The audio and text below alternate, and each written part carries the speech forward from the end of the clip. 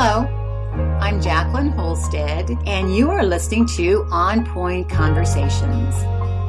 In this podcast series, we share creative marketing, content, and branding strategies that help your business successfully navigate the new normal marketing environment.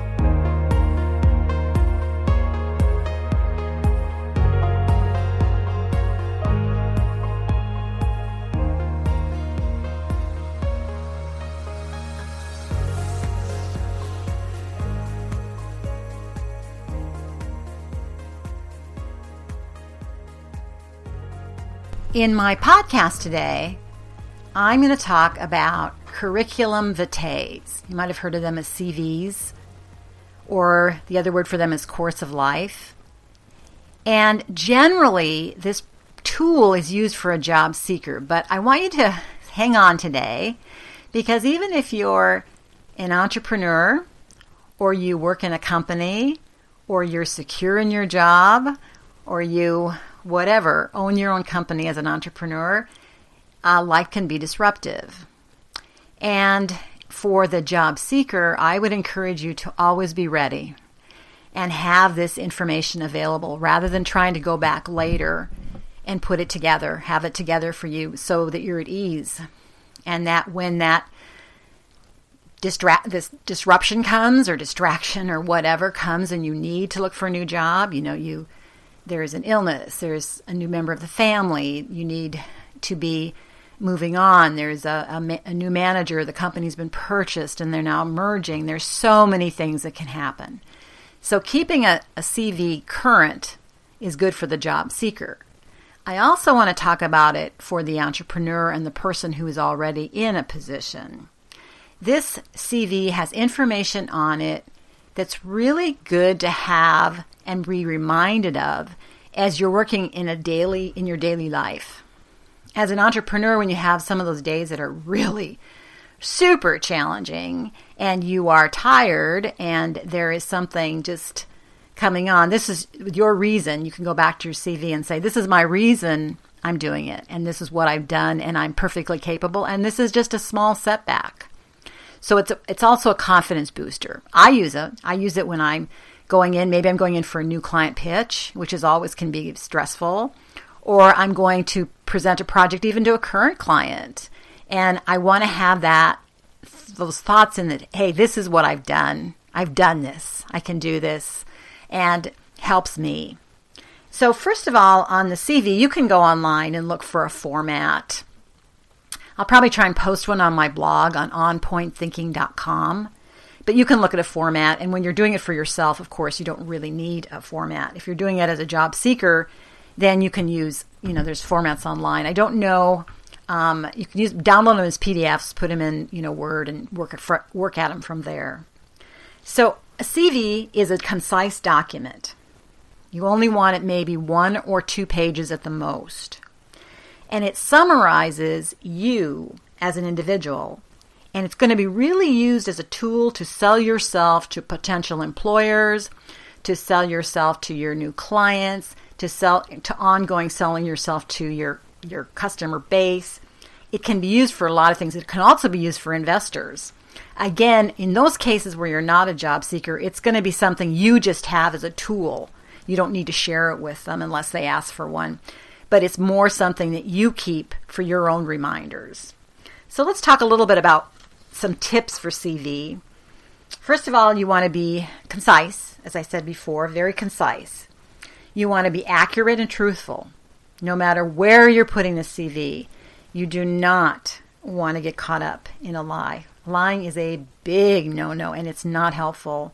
And it's caused quite a few red faces in meetings and et cetera when somebody finds out that that's not what you have experience in, or you never did that, or you were never involved in it. And things get around. It's a small community sometimes. So be accurate and be truthful. Check all your details. You scan for any mistakes on dates, grammar, punctuation, spelling. Make sure that it looks good. And then show off your personality. Your CV should really be a reflection of who you are as a creative. So not even only just if you're in the creative field or an artist, but in general, it should show your creativity. Everything from your format your tone of voice, right down to your typeface you choose. This affects an employer. So it's good for the job seeker to be very aware of this. And I enjoy doing it. It's fun for me to have something that I'm really proud of, even though I'm just using it for me. And there is no harm in keeping things simple and letting your portfolio do the talking. But keep in mind that you can capture your personality in big or small details. So the design is important.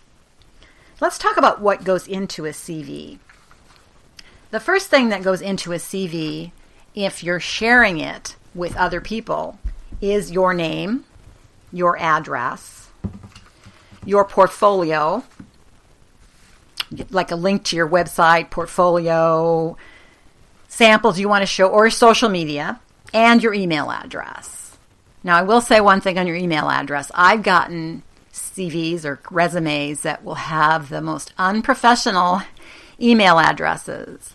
So be very professional. In fact, the best way to do it is use your name. I use Jacqueline at onpointthinking.com because that's just easier to remember. And it's also easier for them to remember my name. But be very careful about that. You want to, if you're just coming out of school or you've got still the one you used years ago, look at how much and how professional it is. The next is a short introduction about you.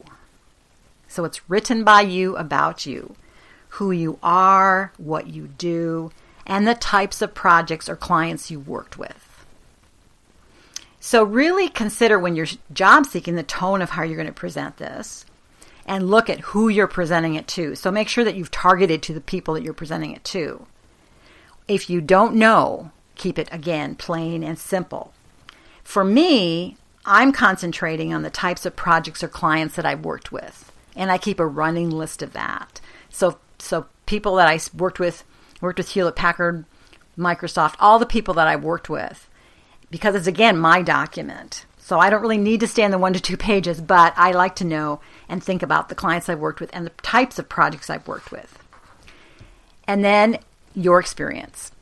Now, you can include your experience when you're even what I'm doing. You can include your experience because I do think it helps when you're in a more stressful situation or a presentation, or you're talking to someone on the phone and kind of got a little bit of that, stress going on. Having this and knowing this is really very powerful.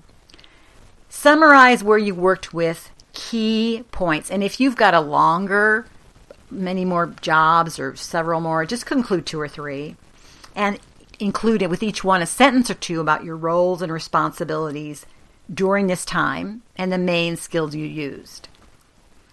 Then look at your achievements. So as you're thinking of this CV and as you're in a job already or as you're an entrepreneur, keep track of the analytics and the positive results on the things that you're doing. Because as you keep them and as you do them, you remember them for 1, and for 2, you have them instead of being panicky about having to go back and figure out what that analytics was for that project because now you're in a crunch, either to get a job or to remember it with a client. So if possible, look at all the projects that you've done, or as many as you can think of, whatever, and then keep analytics of them. Include your education. And you can include of course, as a job seeker, your MBA or your BA or whatever. In my case, and I think with entrepreneurs, or again, if you're in a company, name all the short courses that you took. The name of the organization, the year, what level it was, and then keep a summary of what you learned. Again, it's a summary, but you want to keep that together because sometimes over a period of time you forget what you've done, what kinds of courses you've taken, and some of that will help you remember what you learned in the course, and it'll also help you as you talk to new clients, and it'll really help you as a job seeker. You can still add any additional experiences you would with any job, like relevant skills you used, along with your achievements. You might include volunteering. That's a good one too, because volunteering is showing that you're interested in the community and you're doing something about some area that's important to you. Include things like workshops you've been to. Don't forget the workshops that you've done. In other achievements, maybe your work was exhibited somewhere, or you've been published. I've been published, so I want to include things that are where I've been published and what I've been published in. Or you've received any press. I have several awards that I use and add to also. So you're free to list these things. They're good for job seekers, very good for people who are owning their own business, who want to remember and keep track of what they've done so that they, again, new client or current client, or also for people within companies who are looking to go to the next level. You're looking to learn more. You're looking to advance. The last thing, if you're a job seeker, is I would just say that references are available on request. You don't really want to put a reference in there yet. I don't know. Sometimes companies don't want references because they assume that they're going to be good if you're giving it to them. The other thing, by the way, that I forgot to include and also in my CV that I include is positive comments that have come from clients and then who that comment came from. And that is actually more for me to say, oh, yes. I mean, it sounds like I need a lot of confidence, but you do when you're up against something or you have one of those really bad days, it really is helpful. So my CV is not 2 pages, it's longer, but I know that I just, keep it to myself. But if you're doing a CV for a job, you want to keep it very concise. So in looking at it, you can get in a template online and do it. If you're a job seeker, I would encourage you to make it you. Don't be too out there in your typefaces and things, but make it look like something you're very happy to present. If you're actually hiring for something that's a really creative position, then yes, be more creative. But if you're not and you're not sure, again, I go back to simple is better. You can always figure out what they need when you're in a meeting with them. Watch your typefaces. Do a final spell check whenever you do anything on this. I can't believe the number of people who spell things wrong. I actually had a person apply for a marketing position and spell marketing wrong. And I'm sure that they knew how to spell it. It was an oversight, but it doesn't make a good impression. Again, if you're doing as a job seeker, number your pages so people don't think, well, this is the only page I have. Put 1 on 1, and if you have 2, but just put 1 of 2 and 2 of 2.